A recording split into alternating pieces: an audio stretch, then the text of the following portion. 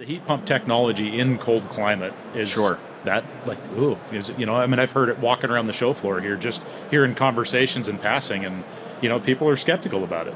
Yep. What, well, that those don't work in cold climate, and that's the common misconception. I want to welcome anybody listening in the audience. Thank you for joining us. I'm Eric Ani. This is Andy Mickelson. We've got Wade McCorkel from Samsung Samsung HVAC to talk today. We're going to talk about some heat pump topics. But first of all, I want to welcome everybody to the Make Trades Great Again podcast. Podcast where Andy and I talk about, we run our plumbing and heating businesses. He's in Montana, I'm in Minnesota. Nice. And we kind of just talk about the ins and outs of the type of problems we deal with running our business, and kind of getting people talking about different parts of the trade. Like recently we talked about apprentices and how they could maybe improve their apprenticeship by like we give them 5 top things they got to do every single day. That's cool. We talk about technology once in a while, and that's why we want to have you on, Wade. Thank you. Let's get right into it. Wade, Samsung HVAC has got a ton of new stuff on display in your booth. I just recently installed the Hylex, the universal heat pump system at my place as a dual fuel system. And that leads right in kind of the first question. I was motivated to really dip my toes in the heat pump market as far as the unitary systems goes. I like that universal outdoor unit that you guys have. But of course, one of the first things I thought was, well, I live in the Midwest. Gas is still really inexpensive where we are. We're in tons of natural gas. Distribution of natural gas in the Midwest is very it's very prevalent. It's out there, and that being one of our lower cost. What's a fuel source? Yeah, fuel source. And so a lot of people are looking at heat pumps now, and they're immediately thinking, well, this is going to save money on operating costs, because that's how they were kind of marketed at first, right? Yep. As just a cost savings. Now, as we see the electrification coming in to the industry, are we moving in the right direction to save, fuel costs, or how do you address that with customers or contractors when we ask that question? Yeah, and it's a really hot topic right now. Is that better? Yeah, okay, there we go. So I'd say I also have a Hylex in my house, and so I've got a lot of. It's been installed a little bit over a year, so I've got full years of utility data. I've got a gas furnace, natural gas furnace, then the Hylex for heat pump heating. So personally, I've sort of tinkered with it, and I think probably the number one benefit of having the dual fuel is the flexibility, and you have the choice of choosing which fuel you want to use when. Right. Because utility rates are changing. They fluctuate. Can't remember if it was earlier this winter or last winter, but huge spike in gas prices midwinter for various reasons. And so it sort of gives the homeowner that power to choose which fuel source they want to use when. Obviously being in Minneapolis, you're getting really cold. And so also depending on your rates, your kWh rates versus your therms or CCF rates, it can determine where you want to cross over from that heat pump heating to natural gas heating. Because, like you said, gas is still pretty cheap. It's still pretty cheap in Colorado. Right. And so I've looked at some different calculators for my house, and I have balance points of anywhere from like 30 to 50 degrees, which seems pretty high. So I can choose to run it harder if I want, or I could follow that balance point and run the natural gas more on those lower temps. Okay. So, I mean, that's one of the big things. I mean, that's this dual fuel element that I guess which one of the selling points that we're seeing as a contractor. It's easier for me to sell something that's a dual fuel versus something that's strictly heat pump only. Mm-hmm. I mean, there's a price point that comes with it, but Sure. for that customer that really wants the ultimate options, that's it.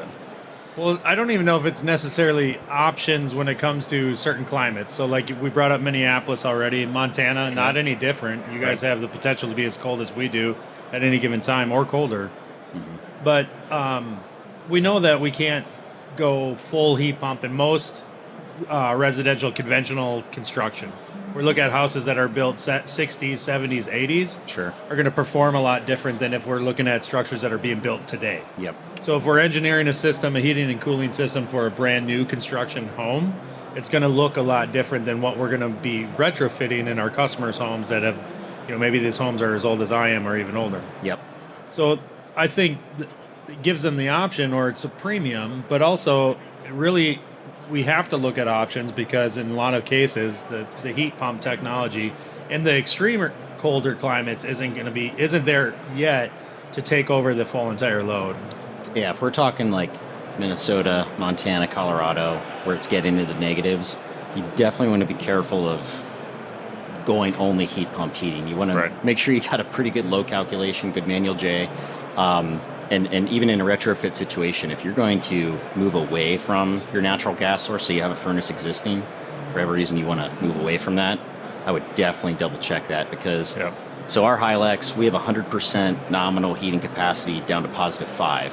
So we got a lot of confidence down to there. D rates down to about 60 to 70% at -13, depending on the capacity size. Sure. So pretty decent heating. But if you're looking at, if you're in a warmer climate or a moderate climate where you're only going to get down to the single digits, say +5 or higher, then I feel a little bit better about that. Yeah. Then another thing, when I looked at my utility numbers, were in my summer months, so probably similar load profile like you guys. We had a lot of heating months and not a lot of cooling months. So a lot of heating hours, right? And I was actually pretty surprised by that. But when I look at the cooling months, my electric consumption did drop about 20 to 40%. So if you're in more of a moderate or warm climate down south, you could reap a lot of benefits from that inverter compressor very modulating during all the cooling hours. Yeah, you got to really look at that, and I've found that as well with customers that have heat pumps that we've come into that heating season and they're looking at it and they're like, oh, it's going to be awesome. We're off of propane. And then they get this electric bill that they were like, well, you said it was going to be efficient. Yeah. And it's like, well, yeah, but I mean, you saved, $1,000 in propane, you maybe paid $1,000 in electric, but come summer, we're going to see some savings there on your AC side as well. For sure. It's an annual plan versus, looking at it as seasonal. Yes, got to look at the whole year, right? Heating and cooling. So my gas usage, my therms did go down 55%, which was a huge savings, but my electric consumption went up 31%. So that's that trade-off that I think homeowners need to be aware of. Now, my numbers might be a little skewed because I did some tinkering when it first went in. I was like, oh, great. We can't even trust your numbers, man. I was like, -14 degrees. Let's see what the Hilux does. And it did heat my house. I'm proud to say that. So I'm curious how this shakes out over the next year or two once I get like normal runtime data. But that's a good point to make homeowners aware of that. No, Wade, I didn't supply this question with ahead of time. Of course, we try to be prepared, and I want to make sure we don't blindside you. But this is maybe it's a yes or no, but with this heat pump technology, the way you guys are able to control things with whether we're doing it with external controls like thermostats or the unit themselves, is there like load sharing, load shedding, like at the utility level? Are these heat pumps now being connected into the grid so you can, when you're talking about a dual fuel system, does that give maybe the utility or the customer the ability to move from one fuel to the other based off of load on like the grid? Or is it just localized? I'm not sure on that. I think it might depend on your utility. Okay. I've heard like we have Excel Energy. Actually, you might have Excel. Yeah, well, we do have like Excel in Minnesota. Do they ever put? I can't remember what they call the devices, but basically they take control of your condensing unit. They do have those. Yeah, the remote. Yeah. We'll give you a lower rate if we can shut your AC off in the middle of July for like off peak and on peak and stuff like that. Yeah. Yeah. Systems like that are pretty. That's why I kind of bring it up because systems like that are very. They've been around quite a while in the Midwest. I know in Minnesota we've had dual fuel heating programs where it's not the technology built into the equipment, but so that we're designing systems that are dual fuel. Until now, they weren't very smart. They were just really. We have a gas furnace, we have a gas boiler, that kind of thing, or electric, gas. But it'd be interesting to see if that's where this industry goes. But then I guess our next kind of question is, we talked about suitability of the climate. Mm-hmm. There's a lot of flexibility there. It's no question everybody's talking about just like, well, I live in a cold climate. There's no way a heat pump's going to work. This electrification stuff, it's a bunch of BS. Look, like it or not, we're doing these jobs in cold climates. Right. We're applying the equipment. It's working. Yeah. Where's Samsung at? Where do you see the industry moving when it comes to addressing those climate issues, or is it simply just to engineer better, more capable equipment? Not better in the sense that you're trying new technologies to make those pieces better, right? Yeah, so I guess speaking on the technology part of things, the Hilux is pretty much probably 95% of it is predicated on our already existing technology. We're using similar compressors, heat exchangers. For the most part, controls are all the same. We're just interfacing a little bit differently because it is a universal heat pump, and we can interface with anybody's A-coil, TXV, and third-party thermostat. But as far as the future and where the technology is going, I'd say over the last 10, 15 years, we've seen mini split and VRF technology getting more capable at lower ambient temperatures. I don't know what to chalk it up to. I feel like it might be the foreign manufacturers learning the North American market and realizing that it gets really cold here. And even just in the recent years, we're seeing our mini split technology getting better heating capacity, -4 down to -13, now down to -22. So it might keep progressing, and we might eventually get to a point where the technology is getting so good that the heat pump heating capability can be sufficient in those really, really cold climates. But I'd say at this point, if you're in Minneapolis, Montana, if you're getting lower than that -13 threshold or what the derated capacity is of the unit, you definitely want that secondary heat source. One of the biggest things that we have to keep in mind as contractors, we're out there selling this to our customers and installing it, and then of course we have to service it, right? So That's right. This stuff, none of this, I don't want any of it to be a experimentation. Mm-hmm. Right? I'm okay with experimenting at my own home, but not at my customers' homes because Totally. my reputation is online. Sure. How does a contractor looking at this technology at the show, learning? I mean, it's not some of it isn't new. It's just it's being newly developed for more extreme use, right, or wider range of application. But how does a contractor come to this show and really take away the most amount of information, or listen to this podcast and then go and research on your websites or talking to the reps or something like that? But what's the next step?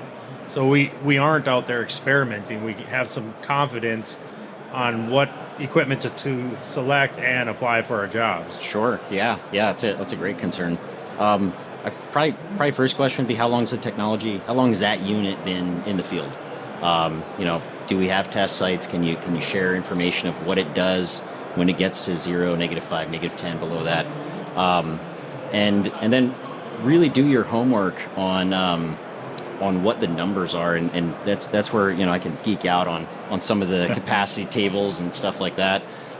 But when you get into those extreme climates, you do want to be aware of that. A lot of the marketing literature that you might see out there, or the brochures, will say up to a certain percentage at -13. Well, that might be on one size, and what's your size? And so, and that's where it can get a little difficult. You want to push your contractor to work with the distributors, work with the manufacturer to try to get those numbers, just to feel more confident in the capability of it. I would say from my experience, most manufacturers, if not all manufacturers, seem to be somewhat conservative in those numbers that they publish. The R&D engineers say, if we're going to put it on paper and say this is what the unit will do, they want to be 100% sure, 110% sure. So you're saying that they're overrating, they're underrating the I'm saying that they performance. might be underrating. Underrating it? Yeah. Right. Yeah.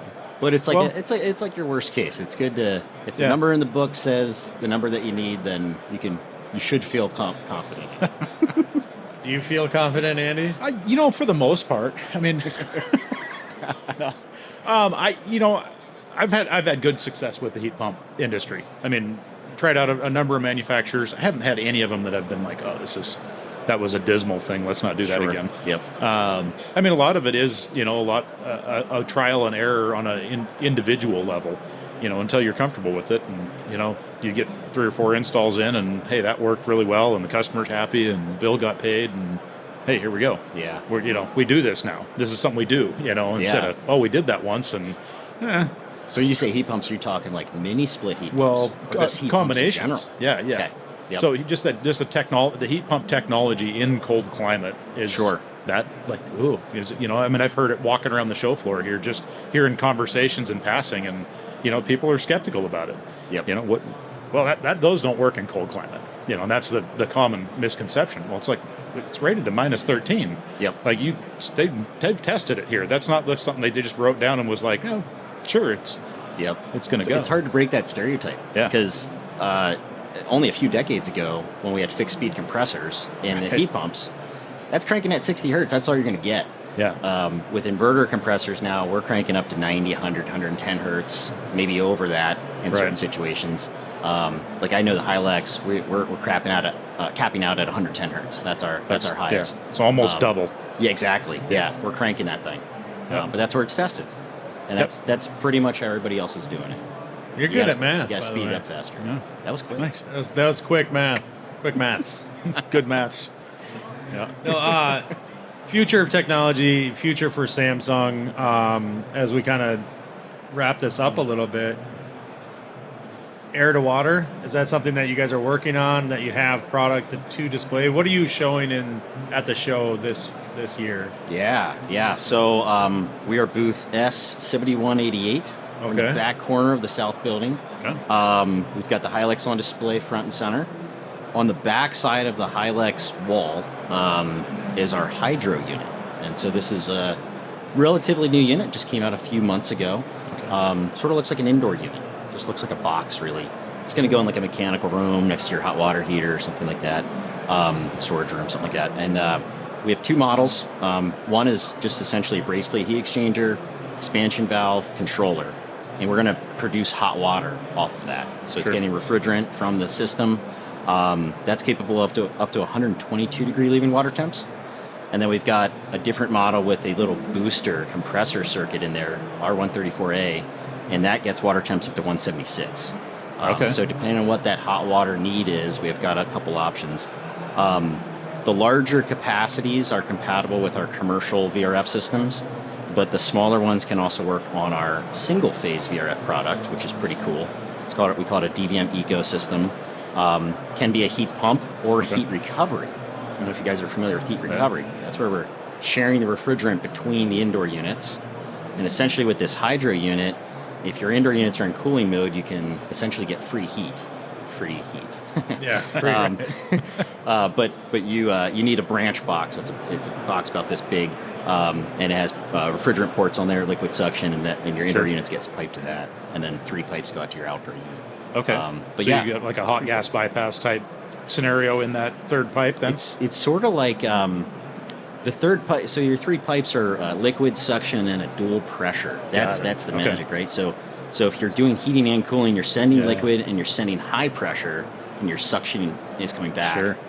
If you're 100% cooling, you're sending liquid and dual suction. Got it. Yeah, so it's pretty cool. We're going to have to go check that out. We're one of the few manufacturers that is capable of single phase heat recovery. So very cool. Pretty cool technology. So most of our customers, most of our audience that listens to the podcast, I got to put my different hat on. Right. Lot of people interested in installation side of things or working in the industry.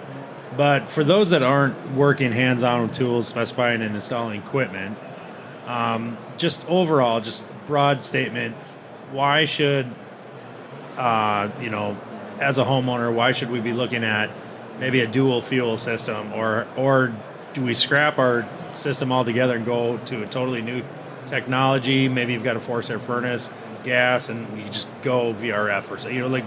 What do you say to customers just on the retail side of it?